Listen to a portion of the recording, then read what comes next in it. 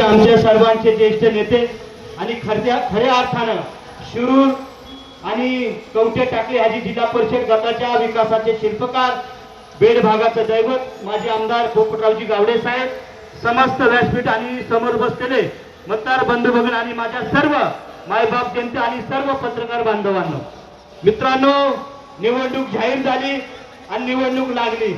आपल्याला त्या ठिकाणी वळसे पाटलांचा आदेश आला, तुम्हाला उद्या उमेदवारी मिळणार आहे. आपण 2 महिने आपलं घड्याळ घराघरामध्ये पोहोचवलं, पण अचानक आपले जे खासदार आहे अमोलजी कोल्हे यांनी आपलं तिकीट त्या ठिकाणी नाकारल्यानंतर खरं पाहिलं तर हे तिकीट नाकारण्यामध्ये आपल्या सर्वांचे नेते आदरणीय वळसे पाटलांचा अजिबात हात नाही. साहेब आपल्या बरोबर आहे मित्रांनो, पण आपण आता काय करायचंय, कशी लढायचं रे? साहेबांनी एवढ्या कामाचा डोंगर या भागामध्ये उभारला, मग आपण थांबायचं का? शेवटी कार्यकर्ते टाकले हाजीमध्ये जमा झाले, एक संकल्प केला. लोक म्हणले साहेबांनी एवढे मोठे 50-60 वर्षामध्ये या ठिकाणी कामं केली, आता करायचं काय? पण थांबायचं नाही असा निर्णय त्या ठिकाणी झाला.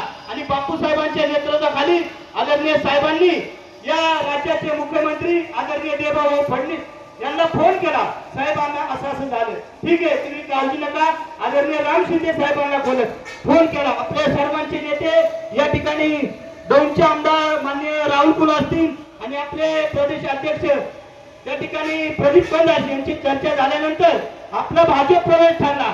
आणि जसा भाजपचा प्रवेश ठरला तसा कार्यकर्त्यामध्ये उत्साह जोश निर्माण झाला. कार्यकर्ते असे एकदम नव्या जोशाने पुन्हा तयार झाले. आता आपल्याला लढायचंय, थांबायचं नाही. शेवटी आपण कमळाचं चिन्ह घेतलं. आदरणीय राजेंद्र दादांचा आणि कांचनताईचा आणि त्या गटाच्या कळताईंचा प्रवेश पुण्यामध्ये चंद्रकांत पाटील यांच्या हस्ते त्या ठिकाणी झाला.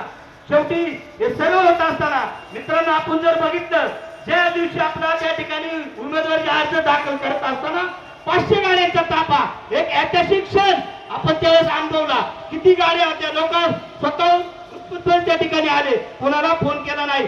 आमचे सारखे कार्यकर्ते बापू साहेबांच्या मागे फिट आहे. आम्ही आज संदीप भाऊ असन, मी असन, गेली राजेंद्र गावडे यांच्या मागे गेली 3 वर्ष त्यांच्या संघ असतो.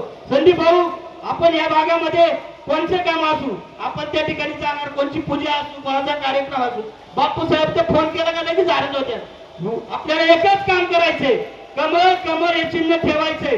आता कमळाशिवाय पर्याय नाही. जिथे सत्ता असेल तिथं विकास काम होत असतात. काम कर. कालच तुम्हाला माहितीये का, महाराष्ट्राचे ग्रामविकास मंत्री आणि सोलापूर जिल्ह्याचे पालकमंत्री आदरणीय जयकुमार गोरे यांनी काय सांगितलं, जिल्हा परिषद सदस्याला 21,000 कोटीचा आपण 21 कोटीचा निधी आपण त्या ठिकाणी देणार आहे. काल त्या ठिकाणी जयकुमार यांनी घोषणा केलेली. मग आपल्याला काम पाहिजे.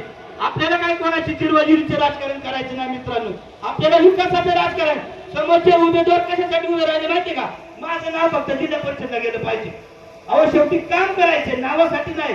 आज जी राहिलेली आपली जी कामं आहे, पाणी रस्ते आहे, अजून अनेक लाईटीची कामं आहे, अजून अनेक रस्त्याची कामं आहे, अनेक काम आहे, त्या काम आपल्याला भविष्यात करायचे. म्हणून आपल्याला येणाऱ्या निवडणुकीमध्ये आदरणीय राजेंद्र असेल, आदरणीय कांचनताई असेल आणि पलीकडे गटामध्ये कळताई असेल, यांना प्रचंड बहुमताने विजयी करा अशी या ठिकाणी नम्र विनंती करतो.